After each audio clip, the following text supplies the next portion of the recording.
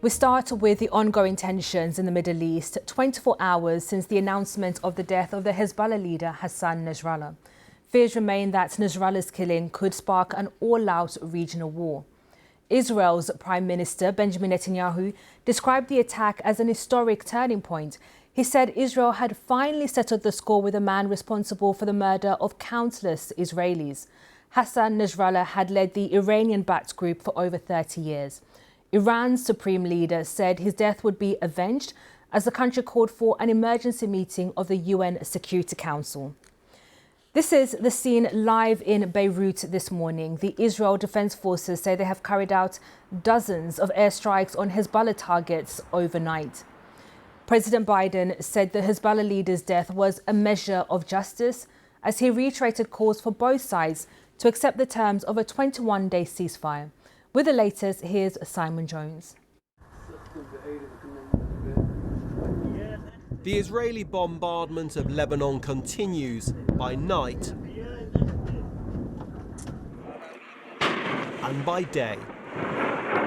But the big question is, what will Israel, Hezbollah and the militant groups back at Iran do next?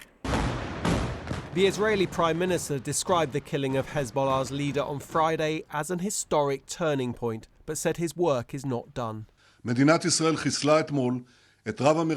state of Israel eliminated the master murderer Hassan Nasrallah. We settled accounts with the one responsible for the murder of countless Israelis and many citizens of other countries. Nasrallah was not another terrorist, he was the terrorist. Hassan Nasrallah was the beating heart of Hezbollah, playing a key role in turning it into a political and military force. It described him as a martyr and vowed to continue its fight against Israel. Iran has declared 5 days of public mourning and said the death will not go unavenged. It's calling for a meeting of the UN Security Council. The cabinet in Lebanon met to condemn Israel. The government is doing everything in its power to confront this destructive, hateful war that Israel is waging against us. And we went to the United Nations looking for a solution, and we met with the world leaders. But the enemy went with the intention of treachery and planning more massacres. Officials in Lebanon say almost 800 people have been killed by Israeli strikes since Monday. The US has described Nasrallah's death as a measure of justice for his many victims, but it's calling again for diplomacy. Mr. President, is a ground incursion into Lebanon inevitable? Time for a ceasefire. Sirens as a rocket is fired into northern Israel. On the ground, Israeli troops have been training near the border with Lebanon. The UN says it's deeply concerned at the escalation in the conflict as fears of a wider war grow. Simon Jones, BBC News. Our senior international correspondent, Ola Guerin, was in Beirut in the aftermath of Friday's overnight strikes and had this report from the scene. We travelled through Dahia, the Hezbollah stronghold, now looking anything but. It's been bombed time after time. This is just one of the locations that has been hit. There's smoke still rising here. There's ash in the air and you can smell the explosives, and I can hear a drone now overhead. The strike here happened overnight, and since then there's been no let-up. In Beirut's Martyrs Square, many slept in the open and remain there today, new homeless from the Middle East's newest war. The governor of Beirut, who has no connection with Hezbollah, fears for his city. What do you think is the Israeli plan here? What are they trying to do? I don't know, but Israel wants to kill and to kill and to kill. You cannot predict what Israel can do. But you fear the worst? May God protect this country. It seems a very sad moment for you. It's the saddest moment in my life. Thank you. And a moment of grave danger for Lebanon and the Middle East. Israel says its work is not finished. No one can be sure what will come next. For analysis on what's happening in the region, let's speak to Fawaz Gerges, Professor of International Relations at the London School of Economics. Thank you for joining us on the programme, Professor. So 24 hours on from the announcement of the killing of Hassan Nasrallah, Hezbollah appears to have been quietened. We still have no decisive response from Iran. How much of a blow has this been for Iran and its proxies in the region? Well, it's a heavy blow for Hezbollah and the axis of resistance, which is led by Iran. Nasrallah was a towering, charismatic figure. He transformed Hezbollah from a small militia in the 1980s and 1990s into one of the most powerful non-state actors in the world, not just in the Middle East. So he leaves behind a huge vacuum, a big hole. But again, I think we simplify a great deal if we focus on personalities. Hezbollah is thickly institutionalized, is deeply embedded in the social and political fabric of Lebanon. It has multiple leaders. Nasrallah has already been replaced by his second in command, Hashim Safiyuddin, a cousin of Nasrallah and a cleric like Hezbollah. And he shares his worldview in terms of the solidarity with the Palestinians. So I don't really expect any major institutional vacuum or leadership vacuum. But the big point, which you're really asking, is that Hezbollah now is basically trying to put its house in order. It's rattled. It has lost many leaders. Even its command and control is under strain. So Hezbollah has not really responded yet. And what Hezbollah is thinking is that this is a long war. This is not a matter of hours or days or weeks. So Hezbollah is really trying to put its house in order. And what Iran can do is could really, I take it, and I could be wrong, Iran won't retaliate directly, but Iran has multiple ways to support Hezbollah by providing leadership, by providing arms, by supplying Hezbollah with fighters if Hezbollah needs it from Syria, Iraq, Iran, and Yemen, other places. And with Hezbollah on the back foot, Israel continues with its attacks on its positions in Lebanon. And Israel has set itself the task of disabling Hezbollah militarily so that it can return some 60,000 people back to northern Israel who'd come under Hezbollah bombardments. How do you think it's likely to achieve those goals? No. And the Americans and the Brits and the French have told Israel so. They have made it very clear. If Israel's strategic goal is to return its displaced people to their homes on the Lebanese-Israeli front, what Israel is doing will produce the opposite results.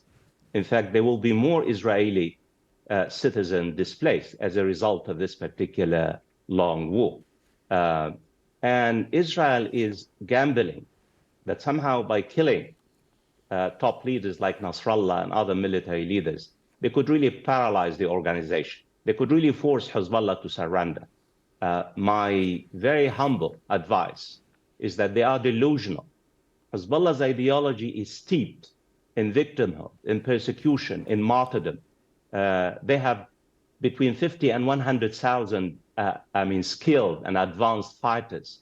Also, I think Israel will realize that they could not really achieve their goals by just bombing Lebanon. Even the Americans could not do it in Afghanistan and Iraq. Professor Gerges, I'm sorry to cut you off there. We have to leave it there. But that's Professor Fawaz Gerges from the LSE. Thank you for joining us. And joining me now is our correspondent, John Donison, who's in Jerusalem, and our Middle East correspondent, Hugo Beshega, who's in Beirut. Just to start off with you, John, just talk us through what we're seeing at the moment from the Israeli military and its continued attacks on Hezbollah. Well, it's not stopping. There were more airstrikes from the Israeli military in Lebanon overnight, and certainly listening to Prime Minister Benjamin Netanyahu last night, he has no intention of stopping. He wants to carry on. I think the Israelis feel that they have the boot on the throat of Hezbollah at the moment, and they're going to push forward. As your guest was saying, though, they are not going to be able to fully dismantle and dispower Hezbollah without some sort of ground offensive in Lebanon, and that comes with far greater risks to Israeli soldiers. I think the ball, though, is very much in the court now of Hezbollah and also Iran. Hezbollah, as your guest was saying, still has a huge arsenal of weapons and many fighters. It has not used those more sophisticated weapons so far in this conflict. Is it capable now of doing so, and will it do so? And will Iran get directly involved? It has resisted doing so far, but it has vowed vengeance for the death of Hassan Nasrallah. What form will that vengeance take? And in the meantime, John, we're seeing reporting in the American press as well as the Israeli media that, according to US officials, Israel may have begun some small-scale border movements into Lebanon. What can we read into these reports?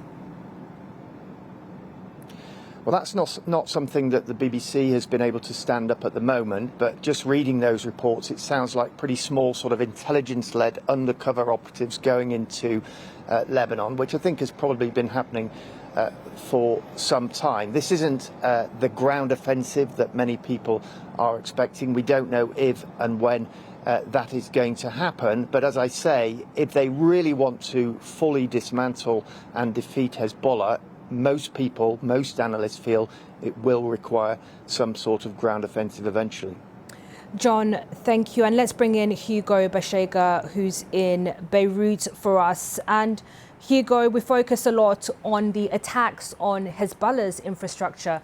But in the midst of this, there is a civilian fallout, and officials in Lebanon saying that hundreds of thousands have been displaced in recent days.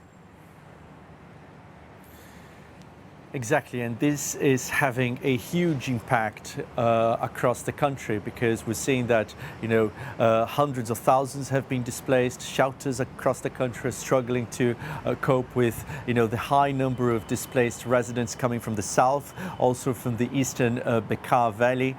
These are two Hezbollah strongholds that have been heavily hit by the Israeli military in the last 2 weeks. And, also hundreds of people who've been killed, thousands of people who've been injured as a result of those attacks, and hospitals as well struggling to cope with the sheer number of casualties from these Israeli airstrikes. And the authorities are warning that if this Israeli campaign against Hezbollah continues, and all indications suggest that this is going to continue, they're going to struggle to cope with the rising demand in terms of treating casualties and also housing displaced residents. And last night, the Lebanese Prime Minister Najib Mikati gave a warning.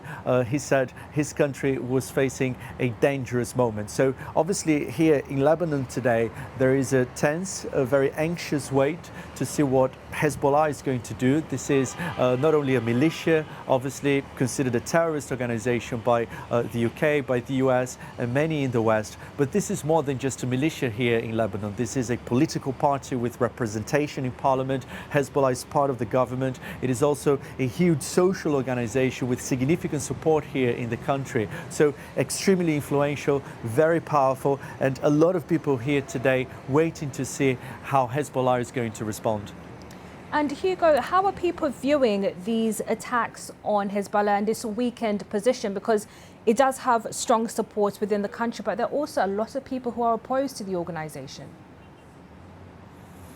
Exactly, and we've been talking about this for almost a year. The concern from many in this country that Hezbollah, with these attacks on Israel, was dragging Lebanon into a conflict that it didn't decide to fight, that was against the country's interests. Remember, Lebanon has been in a state of permanent crisis for almost 10 years, a huge economic crisis, political paralysis as well, electricity crisis, the Syrian refugee crisis as well. So this is a country that has been under a lot of pressure for quite some time. And now the possibility of a wider conflict between Israel and Hezbollah, a conflict that could be devastating for parts of Lebanon, as we've seen in the last few days. I think, there is a sense of this country coming together to help those people who've been affected by what is happening. I think people are putting their political differences aside. I think still early days, we don't know what is going to happen. The killing of Hassan Nasrallah shocked this country yesterday after the news was confirmed by Hezbollah. Again, a highly influential figure, somebody who was leading Hezbollah for more than 3 decades. But I think, among some, critics of Hezbollah and opponents of Hezbollah, these people are not going to be unhappy to see a weakened Hezbollah, a diminished Hezbollah. Many of those critics blame Hezbollah for being in part responsible for some of the problems that Lebanon is facing today. But still, I think early days, I think, the country is still trying to understand what is happening. And obviously, there is a lot of uncertainty about what's going to happen next. Hugo, thank you. That's our Middle East correspondent Hugo Bashega there in Beirut. And we've also been speaking to John Donison in Jerusalem.